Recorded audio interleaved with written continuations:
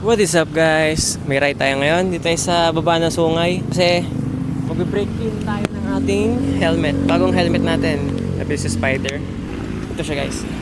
Yan o. Kaya tayo magra-ride ngayon sa Tagaytay para ma-break in tong bagong helmet natin. So tara. Medyo mainit na. Iban nga pala to guys. Sa mga hindi pa naka-subscribe sa akin. Isa nga pala akong nurse. Same time, hobby ko lang tong pag-motovlog. At yan, akit tayo ng Sungay, pupuntang Tagaytay, tapos punta tayong Cavite. Tapos mamayang gabi, duty ako, hospital. O yan. So, di ko sure guys kung maganda ba ang view natin kasi di ko sure kung maganda ang makikita nyo sa camera kasi naka neck mount lang ako. Pero titignan ko naman dito sa nakakonect naman sa cellphone ko. Titignan ko kung okay ba yung view natin. So far okay naman. Saka tinry ko din siya i-connect para makapag ako GPS.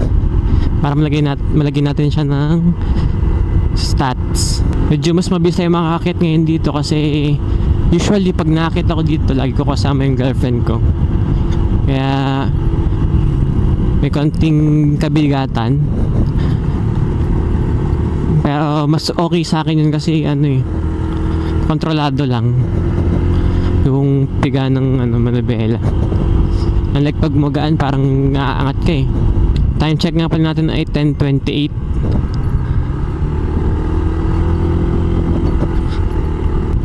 Ito nga, break in natin tong bago kong biling helmet, which is yung Spider Nomad Camino na may collaboration sa Ghost Fighter. Hindi man ako sobrang fan tong Ghost Fighter, pero nung bata ako pinapanood ko to eh. Ang binili ko si Toguro kasi nga siya nga malakas na nilalang ay nag-helmet pa. Ako pa kayang mahinang nilalang. Tsaka feeling ko mas protektado ako pag kay Toguro kasi wala pang 100% malakas na siya eh. Yun, nalakas nila mag-bike guys no? Nalala ko nag-bike ako dito, mountain bike. Nangailang pahinga kami ng kasama ko si Tito Rico. Tama, chill ride lang. Kaso mainit lang dito. Ay, Tagaytay itong pinuntahan natin, mainit kasi summer na ngayon eh.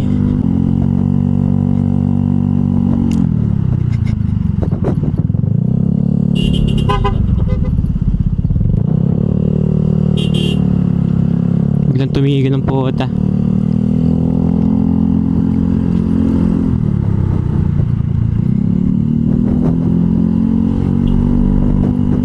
Dapat guys, huwag kayong ganun, huwag kayong makasarili. Kung gusto nyo makita ang view, huwag kayong basta-basta titigil. Tingnan nyo din muna ang safety ng nasa likod nyo,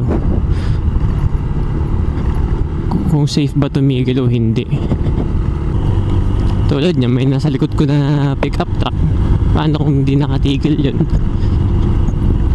Hindi na sandwich kami ng dalawang nakamotor. Kaya kung titigil, mag-signal. Wag bigla ang tigil para lang makakita ng view. Wala naman napigil sa inyo tumingin ng view eh.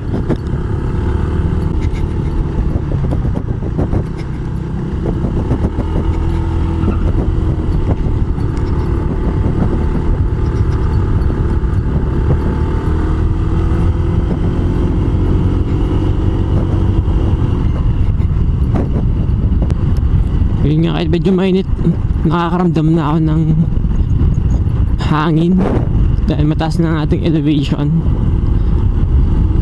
Wag lang tayo magkaroon ng ST elevation.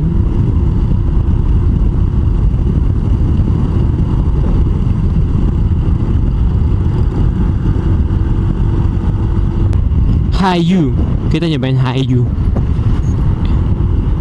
Naubusan na ng nawala na yung ibang letters sa thank you. Buti naman kahit pa paano nababa ng presyo ng gasolina. Kaya nagdadalawang isip din sa gagawin to eh, kasi siyempre mataas na ang presyo ng gasolina. Kaya natin magtipid-tipid, madami tayong bayarin sa buhay. Uy, sharp curve na to. Dito tukod ako pag nagbabike.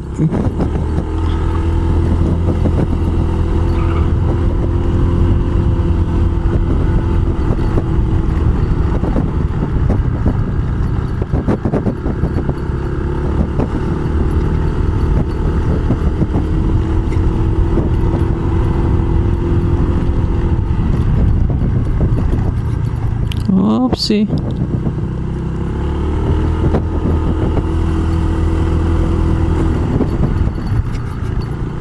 Yung kahit ng kotse pink.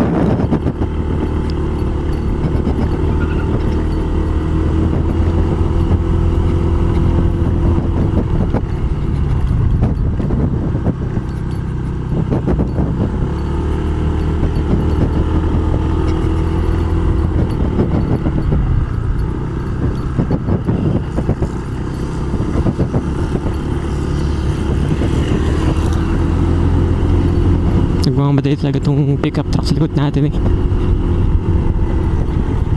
Pag ito naka-aksidente eh.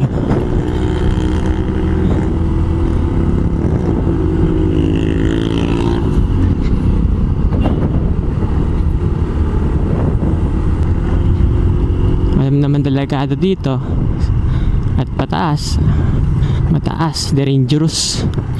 Everything is dangerous. Magmarahan lang. Intindihan lang tayo sa kalsada.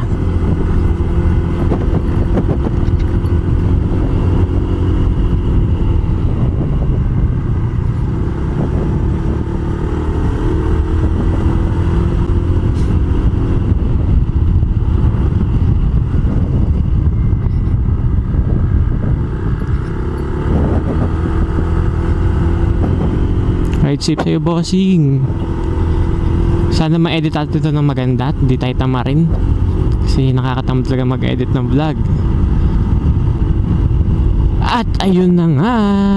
Ramdam ko na lumalamig ang paligid. Tagaytay na tayo, Tagaytay City.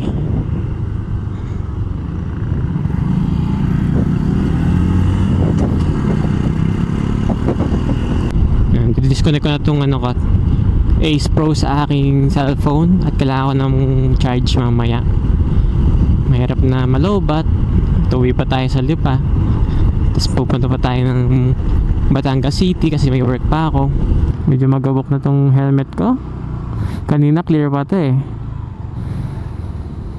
Tayo sa McDo.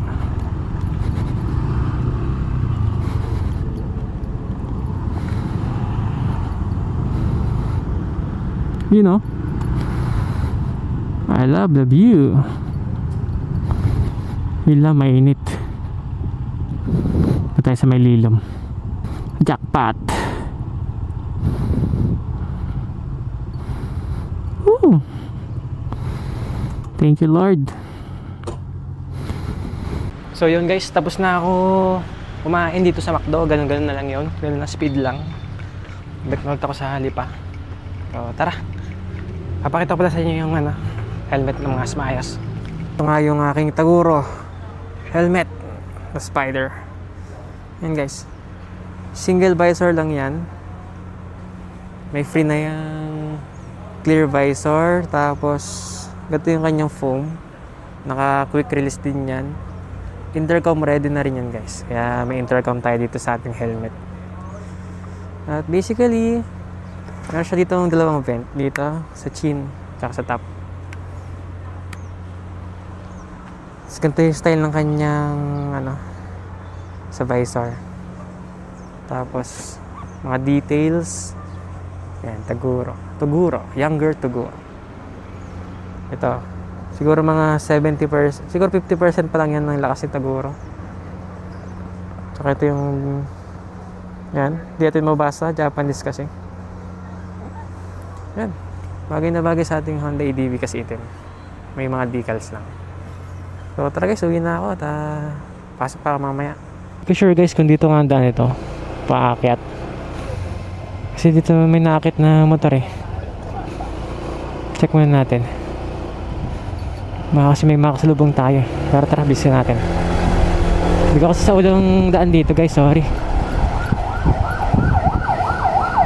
Pero yan, safe naman. Play ng rides. Next time sama ko ang aking girlfriend dito. Namimiss ko ng aking girlfriend. Pero ngayon, kahit muna at malaki ang gastusin sa buhay, ewan ko kung kakayanin ko pa ba ang hamon ng buhay na to. Pero dapat kayanin para sa mga pangarap.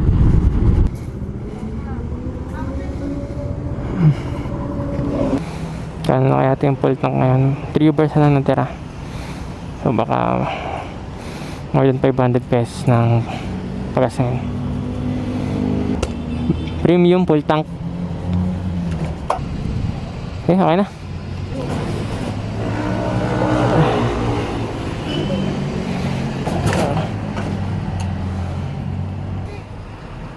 $496. Paano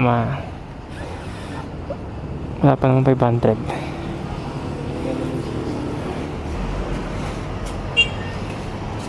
Buhay na naman ang ating motor.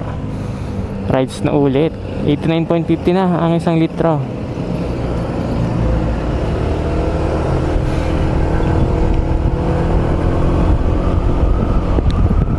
So it's official na guys. And hanggang dyan talaga ang ating vlog na ito. At ako ay pauwi na rin naman at mamamahinga na. So kung nagustuhan nyo itong vlog na to guys, huwag nyo kalimutan mag like and subscribe. Comment na rin kayo guys para sa shoutout natin. Hanggang dyan na lang muna. Peace!